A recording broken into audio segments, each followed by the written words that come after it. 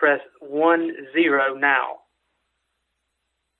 And Coach, while we were waiting on questions, please take a moment to comment on your team entering Saturday's game against Tennessee. Yeah. Well, this is a great opportunity for our team against, probably the biggest challenge that we've had all year on the road against, one team that's playing as well as anybody in the country, in my opinion. Very explosive on offense. I mean, I think they're number one in the country, and great pass efficiency. Quarterback Henson Hooker does an outstanding job of running their offense. And they're very, very productive run and pass. Defense is hard to run against and very aggressive. And so it's a very well-coached team, and it's going to be a real challenge for us, in this game. I'm sure I'll just address this. People are going to ask about Bryce. There's really nothing there to tell you. He's making progress. He's been able to practice some, and we'll continue to evaluate him as the week progresses. First question is from Chase Goodbread of the Tuscaloosa News. Coach, I wanted to ask you about a former Tennessee coach and Derek Dooley, who I know you know well. What was the challenge in facing a Derek Dooley team when he was the head coach at Tennessee? And what are some of the most important things about his role now as an analyst?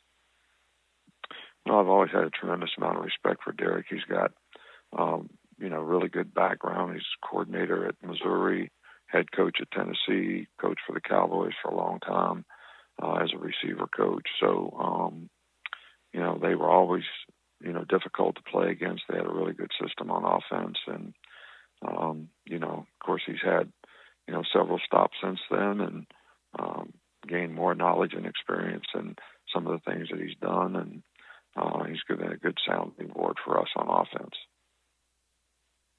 Thank you. Next question is from David Pascal of the Chattanooga Times Free Press. Hey, Nick, you typically have one of the latest open dates on the SEC schedule. How advantageous when you get to this point of a season can an open date be? Well, it's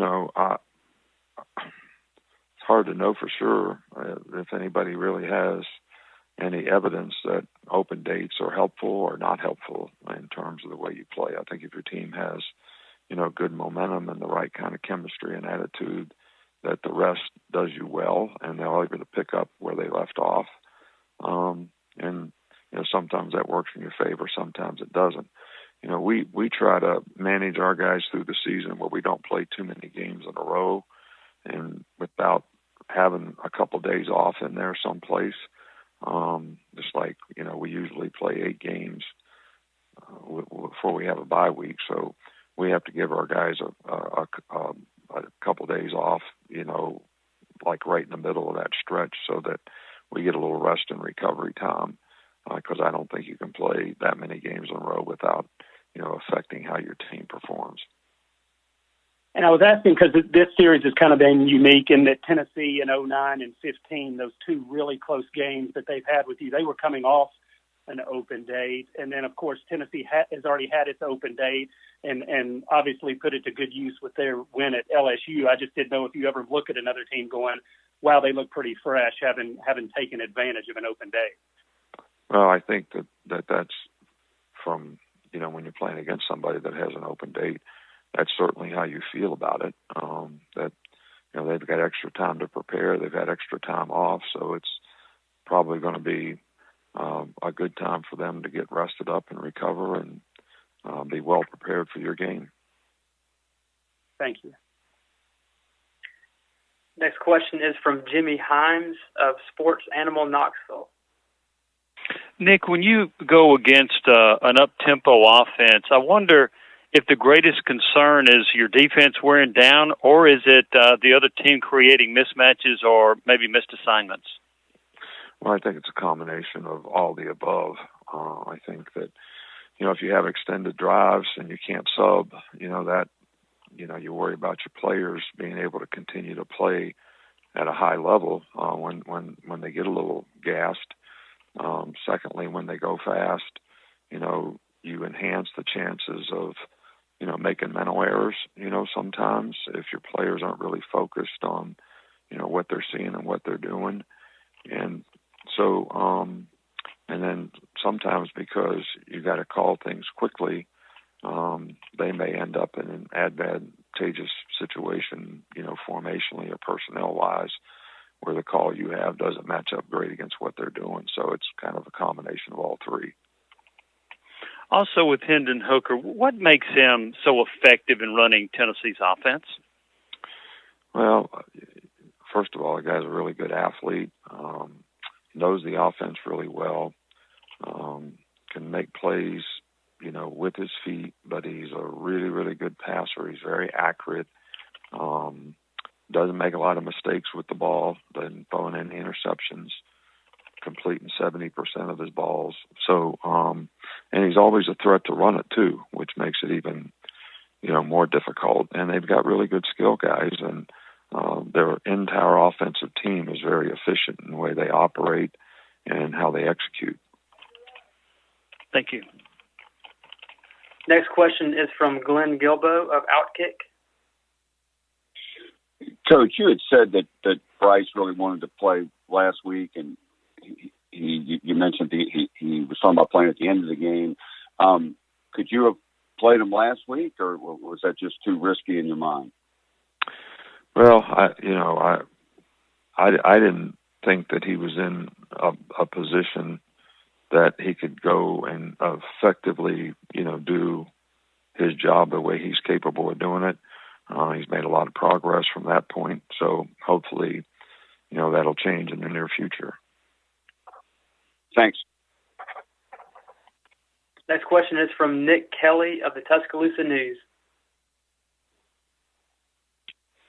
Hey, Nick. Henry Toto, how have you seen him grow as a football player from year 1 to year 2 with you guys? Who is that? Henry Toto. Oh, he was good last year. Henry's a great competitor.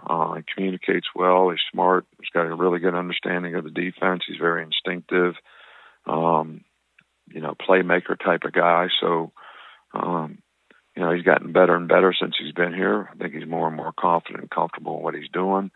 But he was a good player last year and a really good player this year. Final question is from Steve Moulton of WZZN. Coach, certainly do appreciate the time, sir. I wanted to ask about penalties and turnovers. During the season, how hard is it harder to reduce those during the season rather than the preseason or during even fall camp for you, Coach? Well, it's always a point of emphasis to get turnovers on defense, which we need to do a better job of, and take care of the ball on offense. So it's not like you emphasize it in the off season and don't emphasize it during the season. You emphasize it 365 days a year because it's one of the most important things, and statistically and outcome of winning and losing. So that's something that we're 24/7 emphasizing. And in terms of affecting the quarterback, just quarterback pressures, how would you say your defense has done through the first half of the year for you, Coach? Well, I think we affected the guy last week, and they've done a pretty good job up front. So, I think we just got to continue to be able to do that if we're going to have success against some really good quarterbacks coming up here. Thank you, Coach. Thank you for your time, Coach. Thank you. To ask a question for Coach Heupel, press 10 now. And Coach, while we're waiting on questions, please take a moment to comment on your team as you enter the game against Alabama. Hey, hope everybody's having a great Wednesday. Just finished up our Wednesday practice here. Guys are in a great frame of mind, as you would expect. Everybody's excited and looking forward to the challenge on Saturday afternoon. We're playing a really good football team, well coached, great personnel, and so it'll be a huge test for us. Really, in all three phases of the game, they do a really good job. So big test for us. We've got to continue to prepare the right way here as we get on the back end of the week and really press forward to game day. That way we're ready to play our best. First question is from Teresa Walker of the Associated Press. Good morning, Coach. Have you had enough chance to get the information on Jalen McCollough yet? And has a decision about his status been made yet? No, we have not done that yet. Our administration is handling most of that, and we'll have a conversation with them here as they continue to gather information and make a decision here on the back end of the week.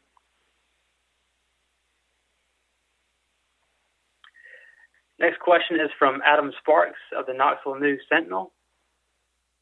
Yeah, just another update, Josh, on Cedric. Do you have anything on his injury status? Do not have anything. We'll continue to evaluate. Like I said earlier in the week, that'll be a decision that our medical team and Cedric make a decision here on the back end. And if he's playing, you want to make sure that he's 100% and ready to go play the way that he is. Or the way that he does, he continues to progress, and so we'll make a decision here as we get closer to game day. Thanks. Next question is from David Pascal of the Chattanooga Times Free Press. Hey, Josh, we talked after the Florida game about the open date, and you said it's something that, you can't control when it is, and you don't know what your injury situation is going to be like. How did the open date factor into your performance at LSU, do you think? How did you use that to your advantage, do you think? For us, a majority of that was, development of our young guys, getting back to a lot of fundamentals with our vets, and turned our attention to LSU really as we came off the bye weekend. So we got a couple good days of work on the grass. We had some guys that needed to get healed up that were able to, and then obviously our coaching staff spent a lot of time out on the road recruiting too. And just in your time with the Big Orange Caravan and stuff like that, is there a story that's kind of stuck with you about a fan that may have pulled you aside talking about this rivalry, and just didn't know if you had a story like that along the way that you've encountered about how much this means? I think you talk to different Tennessee fans, different generations or different people have, who they think the biggest rival is. I think that's one of the unique things here. Alabama obviously is a big one for everybody. This means a lot to our fan base. And, for us inside this program, obviously this week means a lot too. We've worked to get to this point to, have this type of setting here inside of Neyland Stadium. So excited about that opportunity. Thank you. Next question is from Nick Alvarez of AL.com. Hey, Josh. Yeah, I was wondering how difficult, it's been this week to prep for both Jalen Milroe and Bryce Young, as that's kind of been unclear on who's going to play for Bama.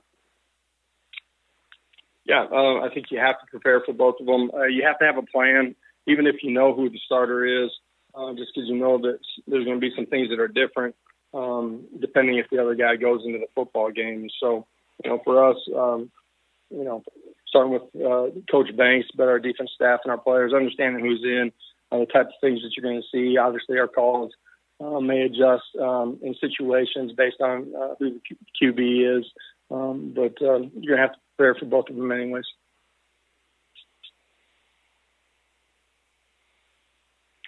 Next question is from Jimmy Himes of Sports Animal Knoxville. Josh, you mentioned a couple of weeks ago before the Florida game that it took about 30 seconds for somebody to mention Florida to you. How long did it take for somebody to mention Alabama? Alabama was the first one that got mentioned. So similar to what I was just talking about, different people have, who their biggest rival is inside of, our yearly schedule. And this is a big game. It's a historic game, one that I grew up watching and looking forward to the opportunity that we have this week. But for our fan base, this is certainly one that they point to, and looking forward to it. And also, how good of a linebacker do you think Henry To'oTo'o is? Good. He's athletic. Has the ability to play sideline to sideline. I think he's continued to grow and has a high discipline and understanding of offensive and defensive structures, and does a really good job. I think he sees things extremely well inside the core, and is a really, really good football player. Thank you. Next question is from Glenn Gilbo of Outkick. Hey, Coach, how often during the interview process when you were getting the Tennessee job and in the first weeks and months on the job did you hear that you guys got to beat Alabama, and it's been so long? Well, this is definitely one of the games that everybody pointed to, and when you come into this job here, you have an understanding of the expectations. This is a proud fan base, expect to win. This is certainly one that one of a few that get circled by our fan base every year, and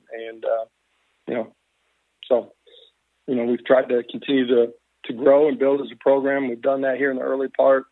For us, preparation is going to be critical. Allow us to go play our best football on Saturday, understanding that we're playing a great opponent. Did any of the powers that be say, hey, we got to turn this around, specifically Alabama? Did not, no. Okay. Thanks. Next question is from Mason Smith of Bama Central. Hey, Coach. Understanding that Alabama is a great running back room, have my about to guarantee. Just what have you seen from the running back for Alabama on tape?